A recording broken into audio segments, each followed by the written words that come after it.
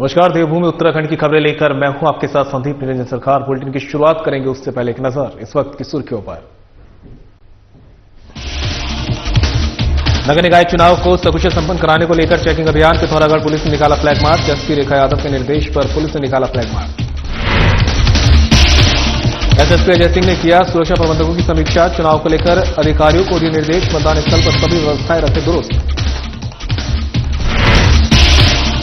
गोवंश तस्करों की धरपकड़ के लिए हरिद्वार पुलिस चला रही अभियान। भादराबाद पुलिस ने गोवंश तस्करों को गिरफ्तार किया। छोटे हाथी में गोवंश को तिरपाल से ढककर ले जा रहे थे तस्कर।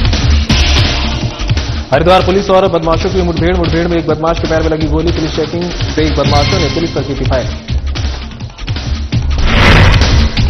और उत्तराखंड में मौसम ने फिर बदली करवट। बर्फ से सरोवर हुई देवभूमि की वादियां। हर्षिल, ओली, चक्राता, बद्रीनाथ और हेमकुंड में हुई जमकर बर्फबारी।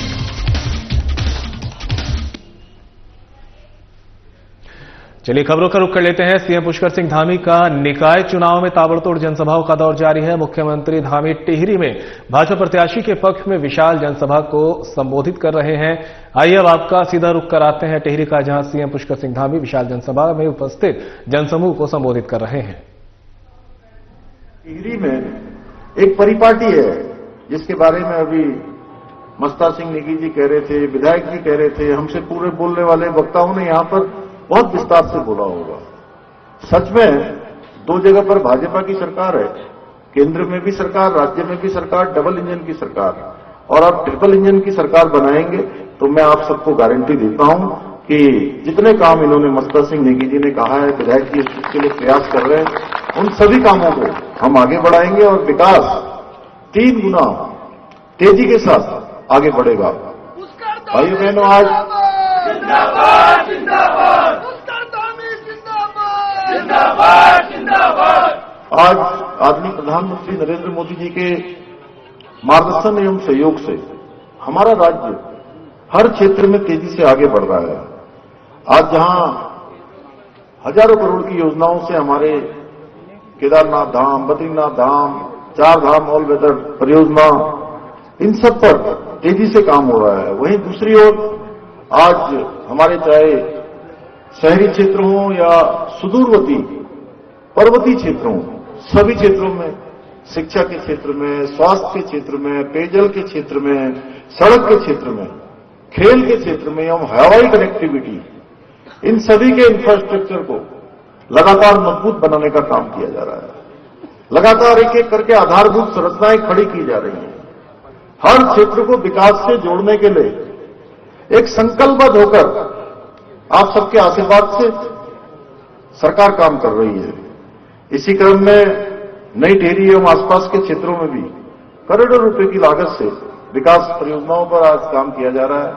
ये जरूर है जो अभी इन्होंने रोपवे की बात करी है, यहां पर कुछ सांस्कृतिक ऑडिटोरियम होना चाहिए, यहां पर मल्टीप्लेक्स कॉम्प्लेक्स होना चाहिए, सांस्कृतिक खेल गतिविधियों का कोई न कोई ऐसा क्षेत्र होना चाहिए जहां पर हम सब सांस्कृतिक गतिविधियों को कर सके। निश्चित रूप से मैं भी मानता हूं और इसके लिए जरूरी है कि आप भारतीय जनता पार्टी को जिताएंगे, मस्ता सिंह नेगी को जिताएंगे, पूरा बोर्ड यहां का बनाएंगे, तो निश्चित रूप से ये और विधायक जी यहां से मिलकर, हमारे अन्य जनप्रतिनिधि का सब मिलकर इस क्षेत्र में चहुमुखी विकास को आगे लाने के लिए काम करेंगे।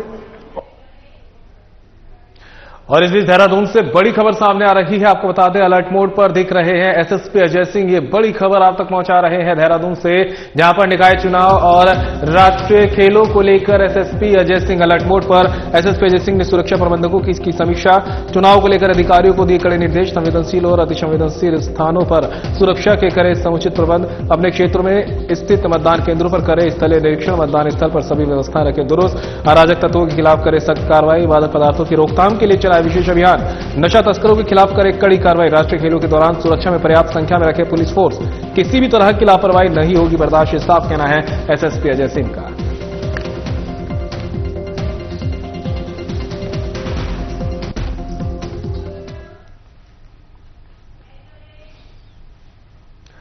तो वहीं नगर निकाय चुनाव को सकुशल संपन्न कराने को लेकर जनपद में शांति और कानून व्यवस्था बनाए रखने को लेकर पिथौरागढ़ पुलिस लगातार चेकिंग अभियान चला रही है। एसपी रेखा यादव के निर्देश पर पुलिस ने फ्लैग मार्च निकाला, साथ ही डॉग स्क्वाड के साथ चेकिंग अभियान चलाया। इस दौरान पुलिस ने मतदाता और स्थानीय निवासियों से बातचीत भी की है और उन्हें चुनाव प्रक्रिया में भाग लेने और शांति बनाए रखने के लिए प्रोत्साहित किया। साथ ही कानून व्यवस्था भंग करने वालों पर सख्त कार्रवाई करने की बात कही है। चेकिंग अभियान के दौरान पुलिस ने सार्वजनिक और धार्मिक स्थलों पर शराब पीकर हुड़दंग करने वाले और यातायात नियमों का उल्लंघन करने वाले 106 व्यक्तियों के खिलाफ वैधानिक कानूनी कार्रवाई की है। नगर का जनता से अनुरोध है, आगामी 23 तारीख को अपने मताधिकार का प्रयोग अवश्य करें। मताधिकार का प्रयोग निर्भय बिना डर और दबाव से करें तथा सभी प्रत्याशियों को अनुरोध है कि अपने आप आचार संहिता का पालन करते हुए अपना प्रचार प्रसार करें। क्षेत्र की समस्त जनता से यह भी अनुरोध है कि चुनाव के दौरान कोई भी गड़बड़ी करता है तो उसकी सूचना पुलिस को अवश्य दें। पर्याप्त पुलिस बल की व्यवस्था की गई है। जो भी चुनाव के दौरान गड़बड़ी करेगा उसके बाद आवश्यक वैधानिक कार्रवाई की जाएगी। और इस बीच पथरी से बड़ी खबर सामने आ रही है। हरिद्वार पुलिस और बदमाशों की हुई है मुठभेड़। ये बड़ी खबर आप तक पहुंचा रहे हैं, जहां पर पुलिस और बदमाशों की बीच में जमकर मुठभेड़ हुई है। एक बदमाश के पैर में लगी गोली, पुलिस चेकिंग देख बदमाशों ने पुलिस पर की थी फायरिंग। पुलिस की जवाबी फायरिंग में बदमाश हुआ था घायल। उपचार के लिए घायल को अस्पताल में कराया भर्ती। थाना पथरी क्षेत्र सुभाषगढ़ बुड्ढाडेही के पास की है घटना। बिट्टू निवासी जटोला उत्तर प्रदेश के रूप में हुई बदमाश की पहचान। बदमाश से एक तमंचा, 315 फोर और 900 से अधिक नशीली गोली और कैप्सूल बरामद। बदमाश पर हरिद्वार जिले में अलग अलग थानों में अलग 13 से अधिक आपराधिक मुकदमे हैं दर्ज। आज शाम के समय थाना पथरी के सुभाषगढ़ क्षेत्र में पुलिस चेकिंग कर रही थी। इसी बीच एक सूचना हमारे सब इंस्पेक्टर के द्वारा सिटी कंट्रोल रूम को दी गई थी कि एक स्विफ्ट कार जो बड़ी तेजी से भागी थी उसे रोकने का प्रयास किया गया था, लेकिन उसने बहुत तेजी से उस गाड़ी को इस तरीके से भगाया। जब उसका पीछा किया तो वो गाड़ी आगे एक कीचड़ पे फंस गई थी, जिसे जो अभियुक्त है वो वहां से भागने की कोशिश करने लगा, जिसको पुलिस के द्वारा रोकने के लिए कहा गया। उसके द्वारा पुलिस पर फायर किया गया। पुलिस ने तत्काल उसे न्यूट्रलाइज करने के लिए उसके जवाबी फायर में उसे न्यूट्रलाइज किया। इसी बीच उसके पैर में गोली लगी, जिसको अभी हॉस्पिटल में ले जाया गया है और अभी वहां उसका उपचार चल रहा है। इस बीच जो इसकी चेकिंग के से हमें पता लगा कि ये व्यक्ति, इस पर ऑलरेडी 13 मुकदमे विभिन्न थानों में दर्ज हैं। इसका नाम बिट्टू है और ये देवबंद क्षेत्र का रहने वाला है और इसके ऊपर दर्जन से ऊपर मुकदमे दर्ज हैं। और अभी भी इसके पास से एक तमंचा, जिस पर तमंचा में गोलियों के और साथ में नशीली गोलियां इसके पास से मिली हैं, करीब 1000 के आसपास अलग अलग उसके भी चेक कराया जा रहा है। तो ये पुलिस अभी इस समय चेकिंग के दौरान इस तरीके की जो घटनाक्रम में ये दूसरी एक सफलता है पुलिस को, जो है नशे के विरुद्ध हमारी मुहिम में ये सेकंड इंसिडेंट है कल के बाद आज। और पुलिस नशे के विरुद्ध हमारी जो मुहिम है उसको और सख्ती से करेगी और इसमें जो भी लोग इस नशे को फैला रहे हैं उसको पुलिस के द्वारा बिल्कुल कड़ा जवाब दिया जाएगा। कॉर्बेट टाइगर रिजर्व की सीमा से लगते ग्रामीण क्षेत्र सावलदे में मानव वन्य जीव संघर्ष की घटना लगातार सामने आ रही है, जिसको लेकर ग्रामीणों में आक्रोश है। इसी क्रम में आक्रोशित ग्रामीणों ने कुमाऊं मुख्य वन संरक्षक धीरज पांडे के वन विश्राम भवन का घेराव किया है। ग्रामीणों ने मुख्य वन संरक्षक को अपनी परेशानियों और गांव में घटी घटनाओं से अवगत कराते हुए जल्द से जल्द इन घटनाओं पर काबू पाने की मांग रखी है। आक्रोशित ग्रामीणों ने मांग पूरी न होने पर वन विभाग के खिलाफ एक बड़ा जन आंदोलन करने की चेतावनी भी दी। कुमाऊं मुख्य वन संरक्षक धीरज पांडे ने बताया, मानव वन्यजीव संघर्ष की काफी घटनाएं सामने आ रही है। वन विभाग इन घटनाओं से निपटने के लिए कार्य कर रहा है और विभाग द्वारा पिंजरा और कैमरा ट्रैप लगाकर बाघ को पकड़वाने की कवायद शुरू हो गई है। जल्द ही बाघ को पकड़ा जाएगा।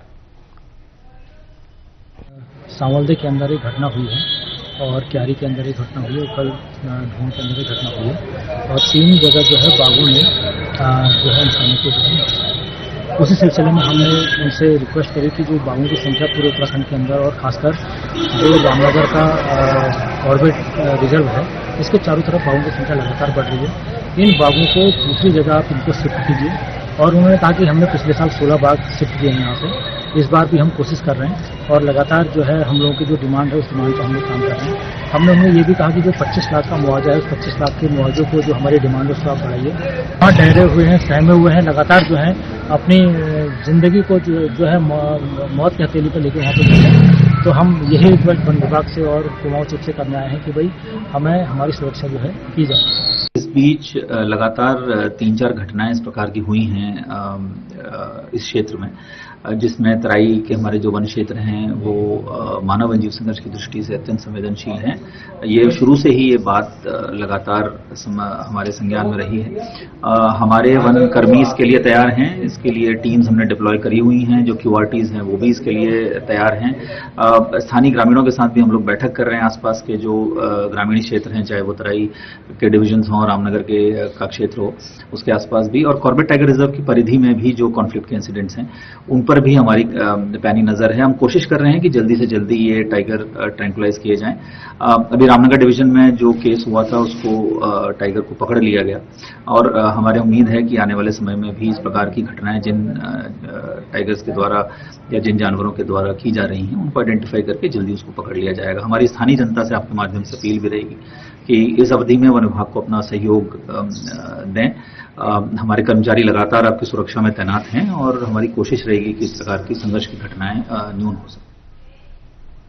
तो वहीं एसएसपी प्रमिंद्र डोभाल के नेतृत्व में गोवंश तस्करों की धरपकड़ के लिए हरिद्वार पुलिस लगातार अभियान चला रही है, जिसके चलते घोड़ेवाला सल्फर मोड़ पर बहादुराबाद पुलिस ने गोवंश तस्करों को गिरफ्तार किया है। आरोपी छोटे हाथी में गोवंश को तिरपाल से ढककर ले जा रहे थे। वाहन चालक ने पुलिस को देख जंगल की ओर वाहन मोड़ दिया।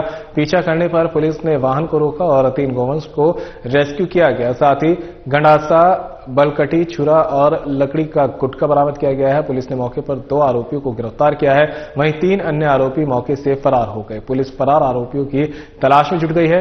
पूछताछ में आरोपियों ने बताया कि वे लंबे समय से गोकशी कर रहे हैं और पशुओं का मांस बाइक के जरिए गांवों में बेचते थे।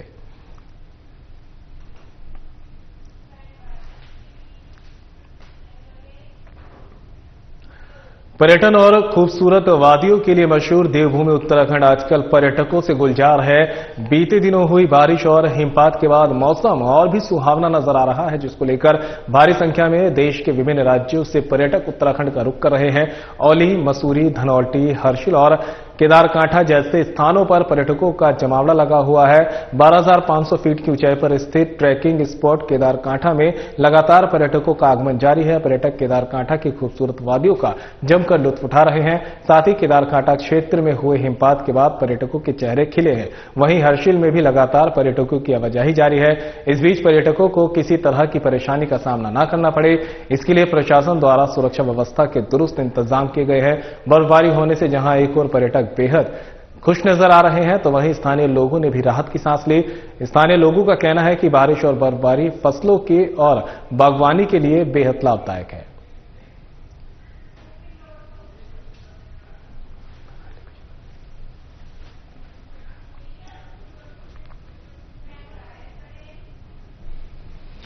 और इस बीच थराली से बड़ी खबर सामने आ रही है। आपको बता दें, बीजेपी प्रदेश अध्यक्ष महेंद्र भट्ट का धुआंधार चुनाव प्रचार जारी है। ये बड़ी खबर आप तक पहुंचा रहे हैं। प्रदेश अध्यक्ष महेंद्र भट्ट ने थराली में नगर निकाय चुनाव प्रत्याशी के पक्ष में किया रोड शो, जनसभा कर बीजेपी के पक्ष में मतदान करने की अपील।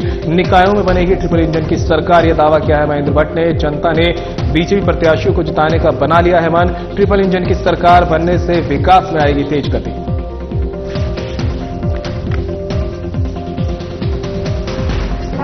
आज मुझे नहीं पता यहाँ कितना आवाज जानकारी में है 94 आवाज। अभी और अनेकों गरीब लोगों को आवाज समझता रहेगी, आवाज दिलाई जाएगी। नगर के अंदर केवल छोटी छोटी समस्याएं, खड़ंजा है, सीसी मार्ग है, कह सकता हूँ। ज्यादा हमारे चेयरमैन थे, पिछली बार हमने बजट का अति प्रावधान भी किया है। मैं आपको बता दिलाता हूँ तो हम इसलिए किसी जिले में मैं भी सांसद बात से आग्रह करना चाहता हूँ कि जहाँ मैं इस क्षेत्र का प्रतिनिधित्व करता हूँ, मेरी भी अपेक्षा आप सबसे है कि भारतीय जनता पार्टी प्रत्याशी को अच्छे और सुमन ने आपके प्रति विश्वास रखा। जितनी बहनें यहाँ आई है, जितने भाई यहाँ हैं, सुमन का आप पे बहुत विश्वास है। ये सुमन की चुनाव नहीं है, ये आप सबका चुनाव है कि जब विश्वास दे दिया है तो विश्वास।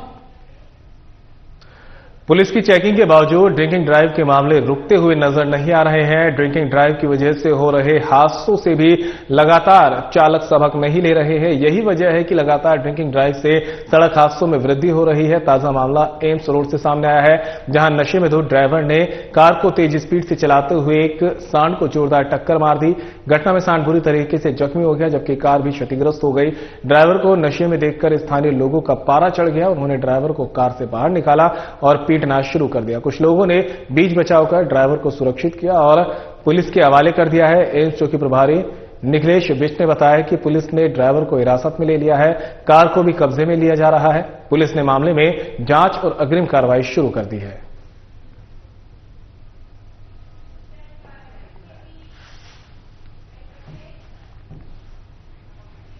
सीएम पुष्कर सिंह धामी टिहरी के बाद कोटद्वार पहुंचे, जहां सीएम बीजेपी प्रत्याशी के समर्थन में आयोजित विजन संकल्प जनसभा को संबोधित कर रहे हैं। आइए अब आपको सीधा लिए चलते हैं कोटद्वार, जहां सीएम पुष्कर सिंह धामी विजय संकल्प जनसभा को संबोधित कर रहे हैं।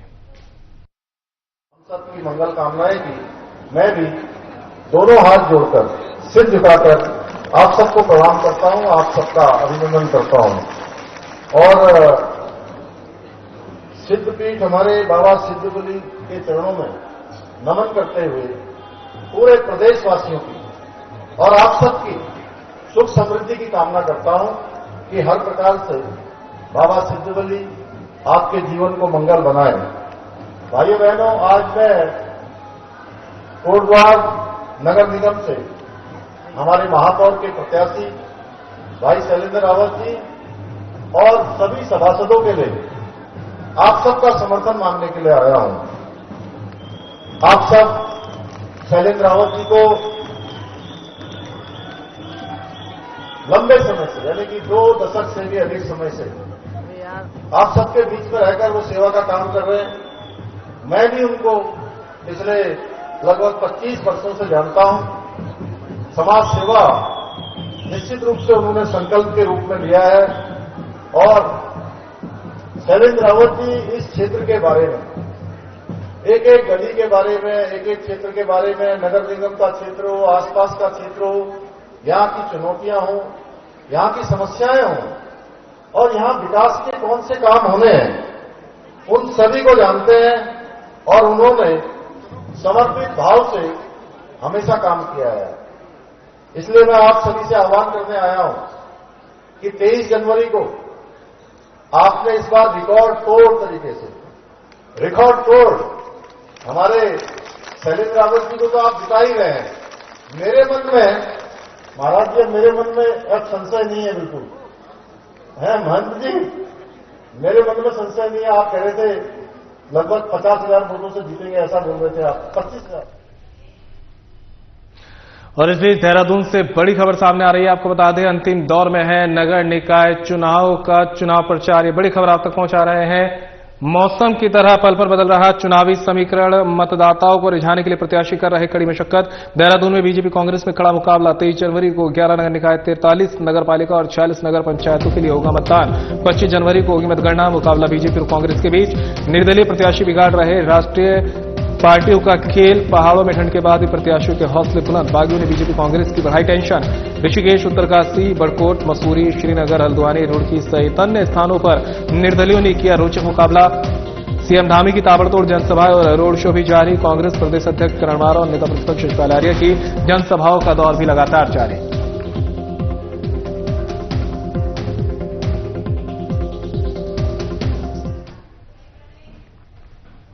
खबर पर ज्यादा जानकारी के लिए हमारे सहयोगी देहरादून से अमित नौटियाल हमारे साथ जुड़ गए हैं। अमित, लगातार जिस तरह से अब चुनाव का समय नजदीक आ रहा है, ऐसे में प्रचार में तेजी आ रही है। चाहे कांग्रेस की बात करें, चाहे बीजेपी की बात करें, सारे स्टार प्रचारक मैदान में हैं।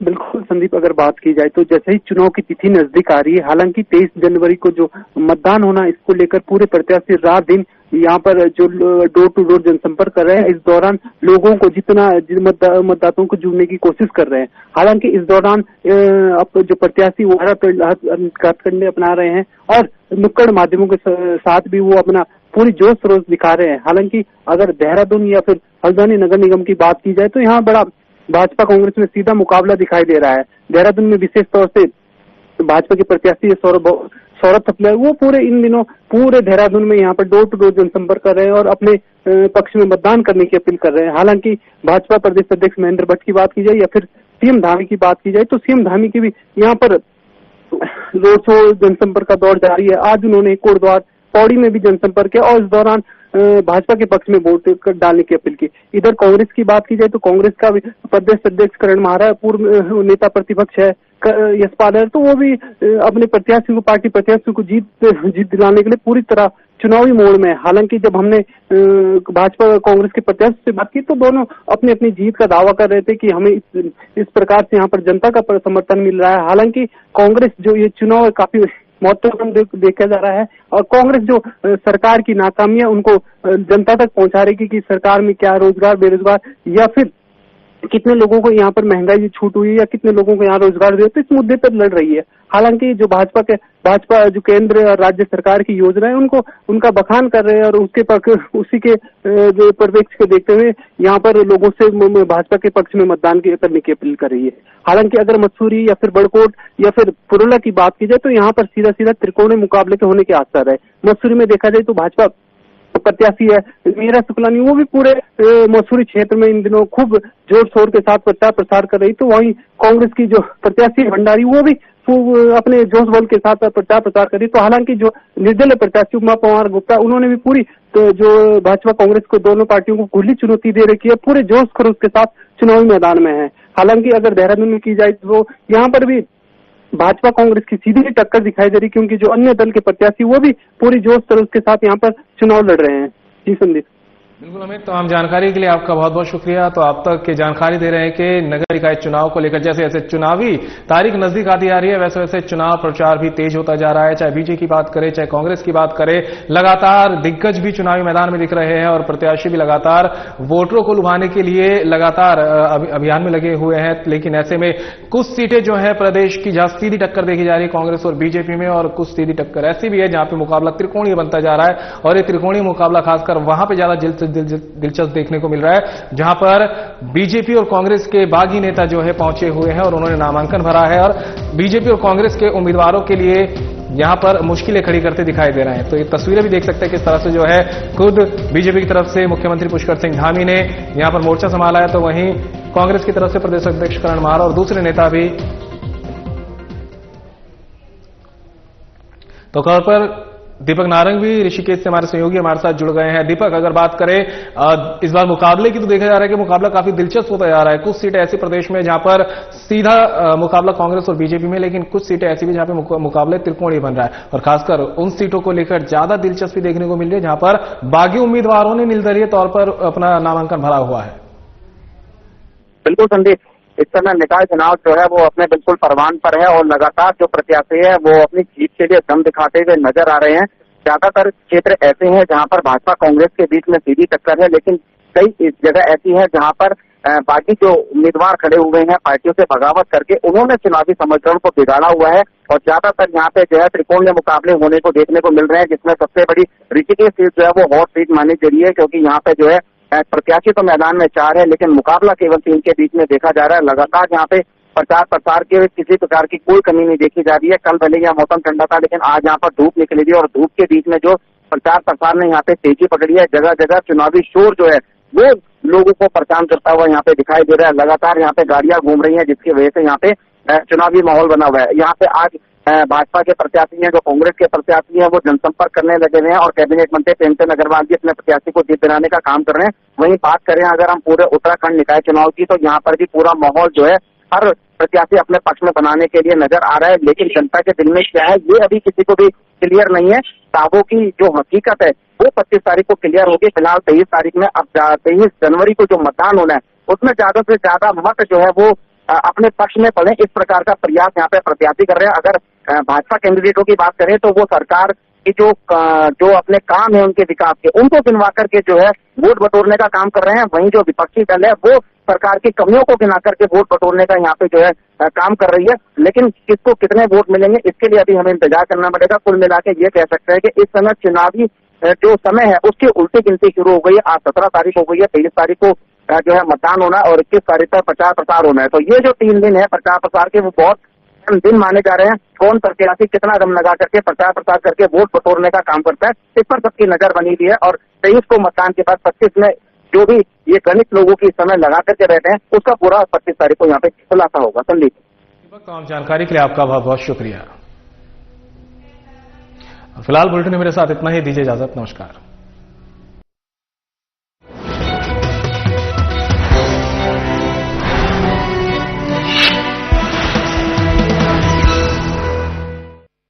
विकास पुरुष प्रधानमंत्री